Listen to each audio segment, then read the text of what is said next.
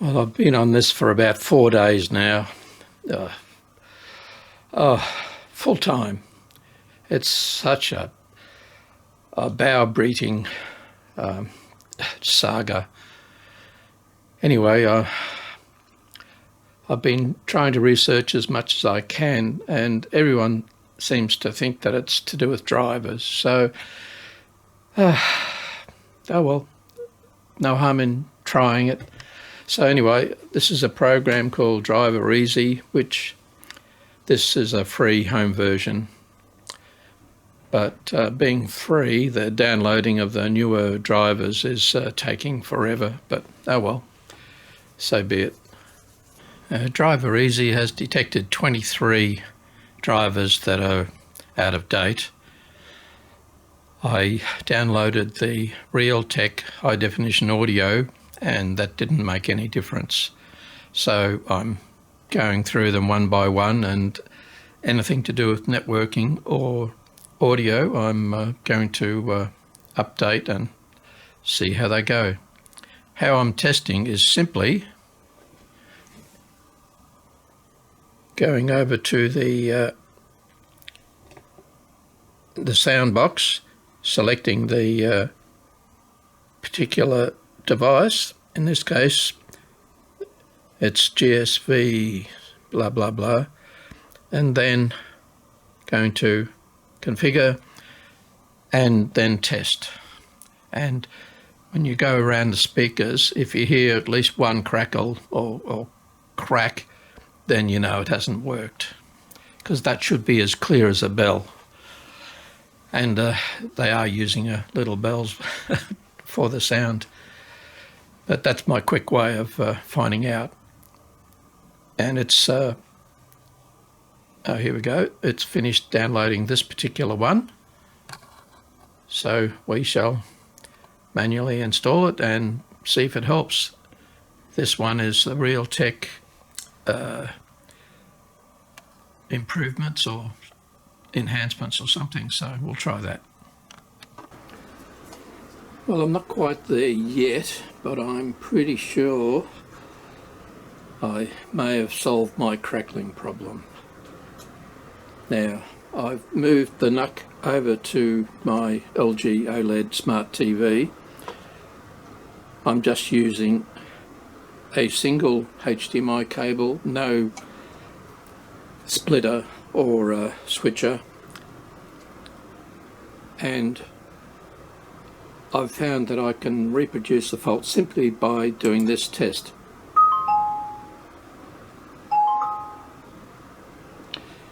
And this TV is only set up for stereo, so it's only stereo, but I found I was getting the crackling in a certain circumstance.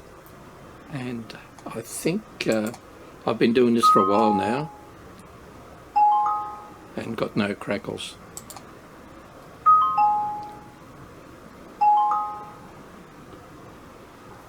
What I'll do is I'll put it back to its old form. And now I've done something which I will explain soon, and we should have the crackles now.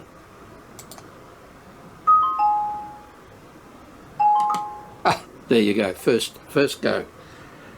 It's usually happens on the right channel. I'll do it a couple more times.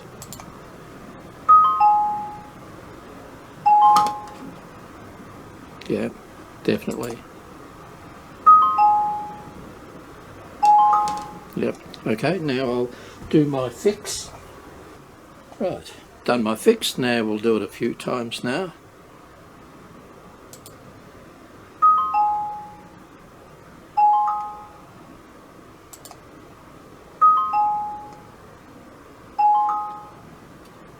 How's that? Alright, so what have I done? Well, I've yet to prove it on the surround system yet, but what I have done is, let's have a look at the NUC. On the NUC we have the HDMI going directly to the TV. We have RJ45, the Ethernet, and the power going in from the brick. Now what we have on USB, there's two USB here. We have on the bottom one, we have my little splitter, simple con CM412 splitter, which I sort of need to have my HDMI work through the receiver. Doesn't want to work up otherwise. I found using the lightning, which is there as well, directly into the receiver, it seems to work quite well, except that I get audio dropouts. As I say, this is still connected in, and that's only for power, 5 volts to the splitter. But what I've done is simply plugged in a mouse.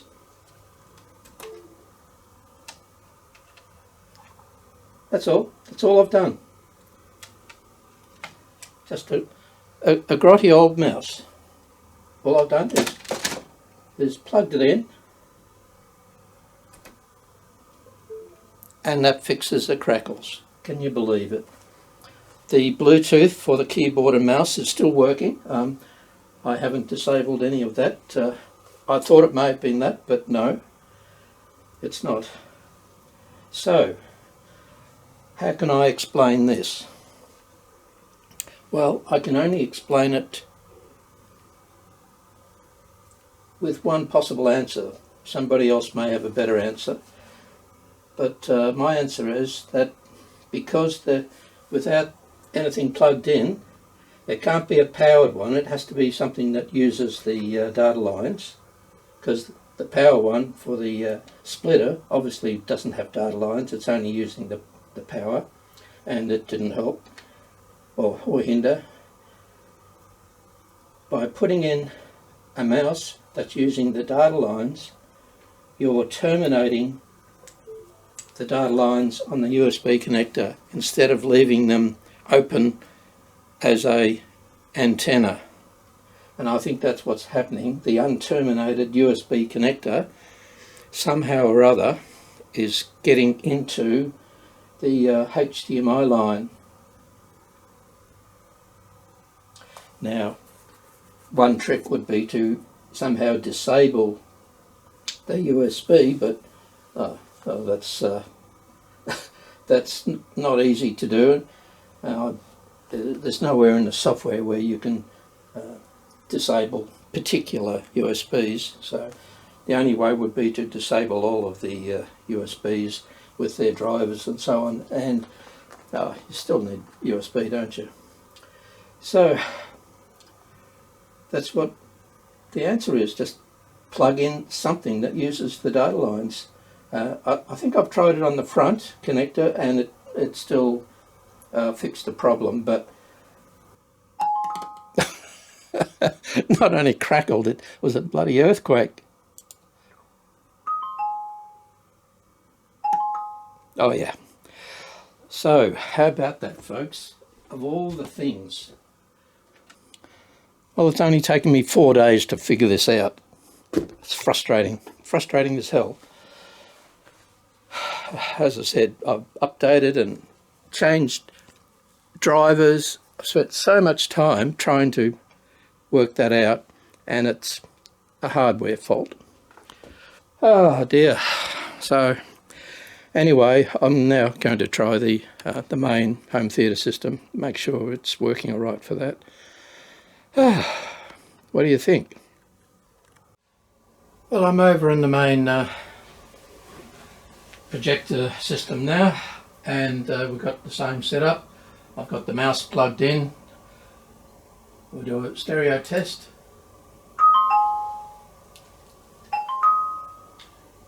Turn it up a bit in volume so you can hear it.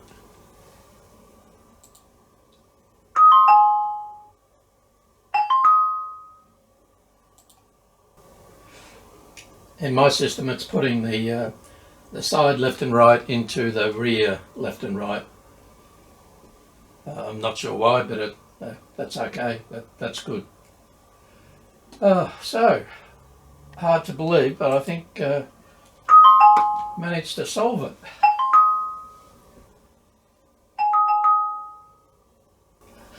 Only took 4 days to do. Yeah, 4 full days. I'll lock this in. Right. Well, I guess while I'm at this, I may as well try the lightning cable.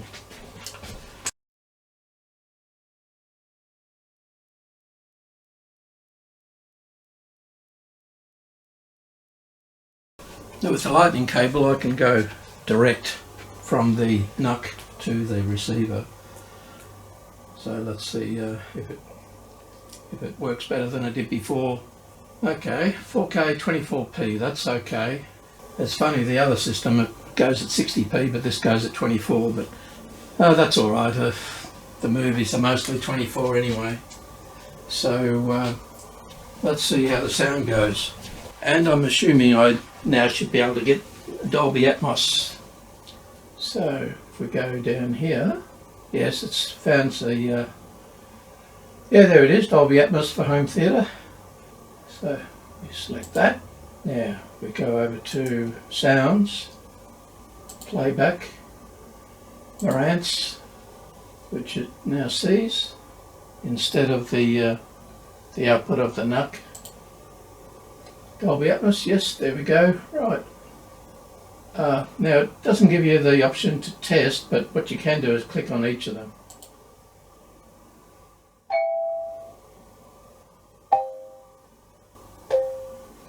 So far so good.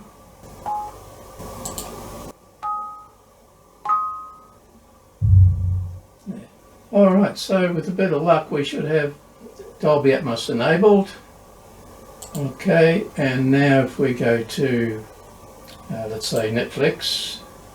Oh, here we go. Right here, Mr. Witcher. Because I know this is 4K, Dolby Vision and Atmos. Oh, and my receiver has come up with Dolby Atmos. Oh, looks like I might actually use this now.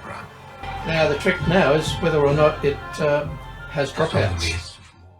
Because if the dropouts were the same cause as the crackles in the HDMI setup, then I'm in. But so far so good.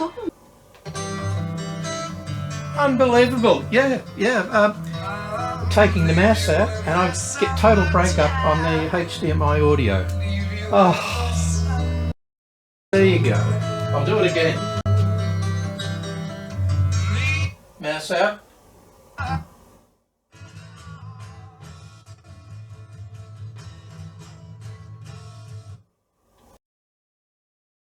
Mouse back in. Oh, I'm going to have to mute all of this, unfortunately. Oh, absolutely brilliant. Oh, it looks as though I'm now okay to just simply use the one cable, the lightning cable to the receiver and from the receiver to the projector. I will have to adjust contrast, brightness and saturation on the picture, but that's easy. I'll just have a unique setup for that. And in fact, it may end up being all right. I'll just... Okay, so a quick rundown. Basically, with my receiver, if I use straight HDMI, I have to use a splitter in between to enable the picture and sound to go through properly to the receiver. But if I use the lightning connector, which is lightning to HDMI direct to the receiver, it all works fine. However, I did have problems with crackles on the HDMI wiring and dropouts on the lightning to HDMI cable. And the answer was plug anything with that uses data, e.g. an old mouse I've got, I just plugged it into one of the other back USBs and it's all come good. Just bad hardware design. I guess because the NUC is just so compact. And it's the close proximity of all of the circuitry. It's just too much to get over, but I found a way. So, shout off the rooftops. I found the solution. Okay, I think I will now get to watch a nice movie tonight without all of the other stuff. Now, I guess the other question now is, will I still go ahead and buy that 8-channel USB DAC? I suspect I will, because I want to be able to put analog through my analog section of the music section of this room rather than the home theatre. And to do that I need the actual analog audio. And while I could use the receiver and use the analog outs, I suppose I could, but I suspect that the although it does have pure direct wiring, I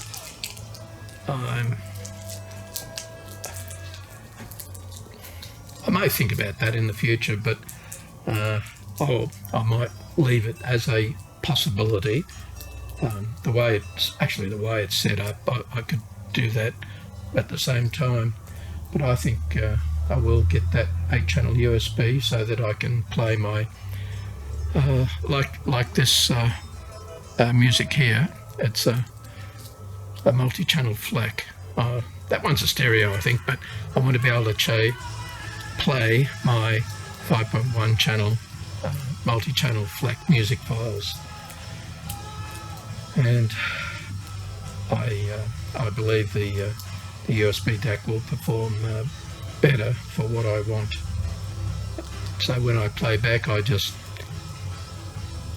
choose, and I'm pretty sure that in Windows I can choose what output DAC I use for the audio only, so it will automatically select the USB DAC rather than the HDMI. Yeah, no, I think it's full steam ahead with that, and I'm a happy man now. As I say, I'll get to watch a movie tonight that's maybe even an Atmos movie, even though I don't have the roof ceiling speakers yet. Alright, well, hope you enjoyed that saga. It definitely was. There was moments there where I was not happy, but finally it worked out.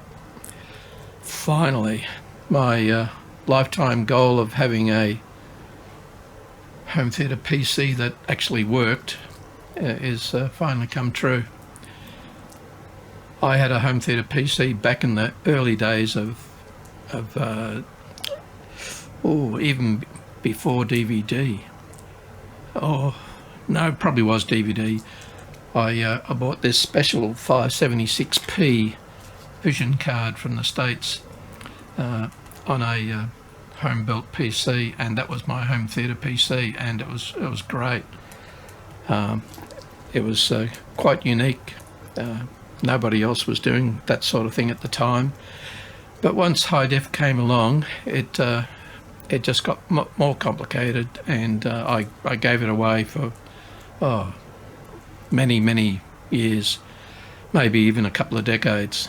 But finally, back into it, and with the home theatre PC, I'm able to play all of the good things that I want to. For example, Spotify, Plex, Netflix, any file off my network, YouTube, all sorts of stuff.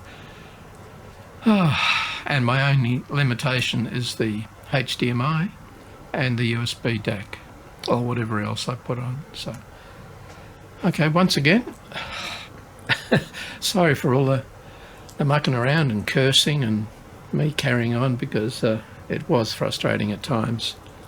But I guess the moral of the story is beware of USB.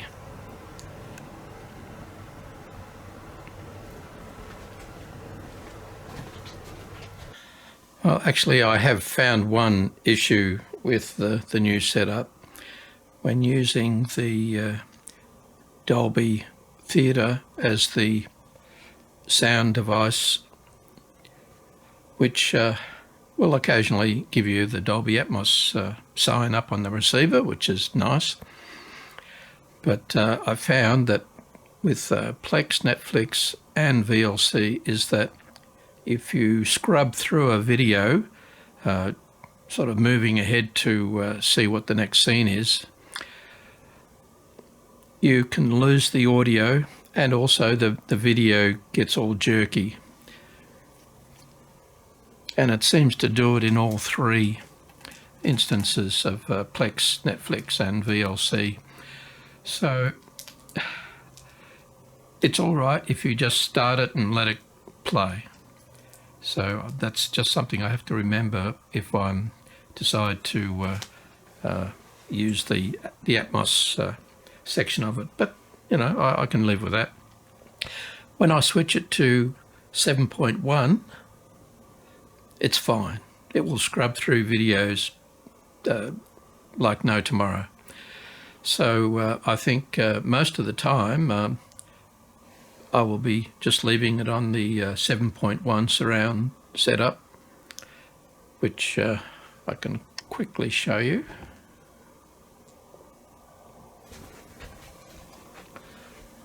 Right, now if I right click on the sound, you see I have 7.1 there, and if we go over, you have a choice of the Dolby Atmos for home theatre, 7.1, 5.1 and stereo. Now if I go to the Dolby Atmos, it's all, as I say, all quite okay, provided you don't scrub through a video. But leaving it on the 7.1, and it's fine. It's fine. No dropouts, no crackles. So apart from a minor issue, which I can live with, it's terrific. Finally. Oh God, Windows, what are you doing to me? Got to stop this stuff coming up. Hide stories from Daily Mail, yes, okay.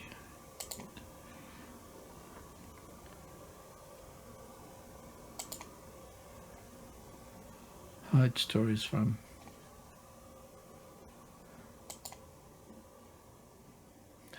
bloody Windows, what the hell are they doing to me? All right, I'll sort this out. Bye.